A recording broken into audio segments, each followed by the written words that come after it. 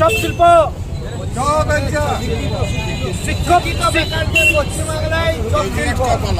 শিক্ষিত যুবকদের চপ শিল্প, মাননীয়ার অনুপ্রেরণা শিক্ষিত যুবকদের চপ শিল্প পুরুলিয়াতে। বাড়ছে বেকারত্ব, নেই চাকরি, নেই শিল্প। পুরুলিয়া শহরে ঠেলা লাগিয়ে চপ ঘুগনি বিতরণ করে মুখ্যমন্ত্রী মমতা ব্যানার্জির বক্তব্যের অভিনব প্রতিবাদ জানালেন বিজেপি নেতাকর্মী সমর্থকরা। শুক্রবার পুরুলিয়া শহরের ট্যাক্সি স্ট্যান্ডে গ্র্যাজুয়েট চপওয়ালা নামে ঠেলা লাগায় বিজেপি নেতাকর্মীরা।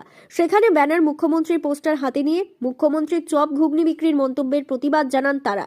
রাজ্যে শিল্প নেই, চাকরি নেই, শিক্ষিত যুবকদের বেকারত্ব বেড়ে চলার সমস্যার সমাধান না করে মুখ্যমন্ত্রীর চপ এবং ঘুগনি বিক্রির মন্তব্যের নিন্দা করেন জেলা বিজেপি নেতৃত্বরা। চপ শিল্প দাদা দেখে যান, পশ্চিমবঙ্গের চপ শিল্প, পশ্চিমবঙ্গের চপ শিল্প,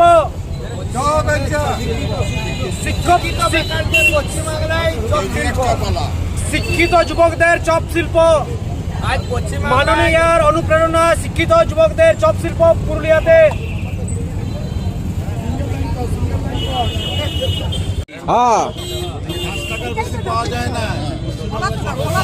আসুন আসুন, গরম চপ খাই যাবেন, গরম চপ সব দেরি। আমাদের মাননীয় মুখ্যমন্ত্রী আমাদের পশ্চিম বাংলার বেকার যুবক যুবতীদের বলেছে যেখানে চাকরি সম্ভব নয়, আমার দ্বারা চাকরি দেওয়া সম্ভব নয়, আপনারা বাড়িতে চপ বানান, ঘুগনি বানান এবং বাজারে বিক্রি করুন। এটাতে নাকি প্রচুর রোজগার হবে, আপনাদের যে বেকারত্ব সেই বেকারত্ব সমস্যা সমাধান হবে।